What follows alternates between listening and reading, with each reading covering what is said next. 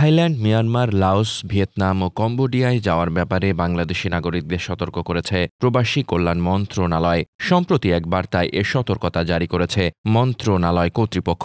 মন্ত্রণালয় বলছে, কতিপয় অসাধু ব্যক্তি এবং এসব দেশে গড়ে ওঠা বেশ কিছু স্ক্যাম প্রতিষ্ঠান computer operator, typist, call centre operator সহ বিভিন্ন পদে আকর্ষণীয় বেতনের প্রলোভন দিয়ে নিয়োগের লক্ষ্যে বিভিন্ন অনলাইন মাধ্যমে প্রচার কার্যক্রম ও নিয়োগ বিজ্ঞপ্তি প্রচার করছে। এসব ক্ষেত্রে স্ক্যাম সেন্টারগুলো বিভিন্ন দেশের নাগরিকদের সঙ্গে বাংলাদেশিদেরও সুকৌশলে স্ক্যাম সেন্টারের ভেতরে নিয়ে গিয়ে অস্ত্রের মুখে জোরপূর্বক জিম্মি করে স্ক্যামের কাজে নিয়োজিত করছে।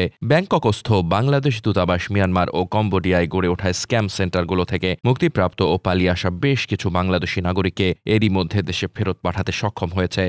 এ বিষয়ে সংশ্লিষ্ট সরকারগুলোকে প্রয়োজনীয় ব্যবস্থা গ্রহণের জন্য অনুরোধ করা হয়েছে। এছাড়া এসব দেশগুলোয় সাইবার স্ক্যাম নিয়ে কাজ করছে এ ধরনের এনজিও সহ সংশ্লিষ্ট প্রতিষ্ঠানগুলোর সঙ্গে থাইল্যান্ড ও মিয়ানমারস্থ বাংলাদেশ দূতাবাস সার্বক্ষণিক যোগাযোগ অব্যাহত রেখেছে। বিদেশে চাকরির উদ্দেশ্যে গমনেচ্ছু বাংলাদেশিরা এসব দেশে কম্পিউটার পরিচালনা সংক্রান্ত চাকরির প্রস্তাব পেলে তাদের অধিকতর সতর্কতা অবলম্বনের পরামর্শ দেওয়া হয়েছে। প্রয়োজনে প্রবাসী কল্যাণ ও বৈদেশিক কর্মসংস্থান মন্ত্রণালয় সংশ্লিষ্ট শাখা অথবা জনশক্তি কর্মসংস্থান ও প্রশিক্ষণ ব্যুরোর সংশ্লিষ্ট শাখার মাধ্যমে বিদেশে অবস্থিত বাংলাদেশ দূতাবাসগুলোর সহযোগিতায় নিয়োগকারী প্রতিষ্ঠানের বিস্তারিত তথ্য যাচাই করে নেওয়ার জন্য অনুরোধ জানানো হয়েছে।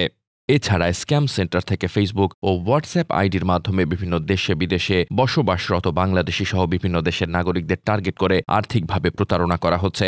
দেশে বিদেশে বসবাসরত বাংলাদেশিরা ক্রিপ্টোকারেন্সির মাধ্যমে প্রতারকদের অ্যাকাউন্টে বিনিয়োগ করলে প্রতারক চক্রটি তাৎক্ষণিকভাবে এসব লেনদেনের অ্যাকাউন্ট বন্ধের মাধ্যমে অর্থ আত্মসাৎ করে। এ বিষয়ে দেশে বিদেশে বসবাসরত বাংলাদেশিদের সোশ্যাল মিডিয়া ব্যবহারে আরও বেশি সতর্কতা অবলম্বনের পরামর্শ দেওয়া হয়েছে। ডেস্ক রিপোর্ট, বার্তা বাজার।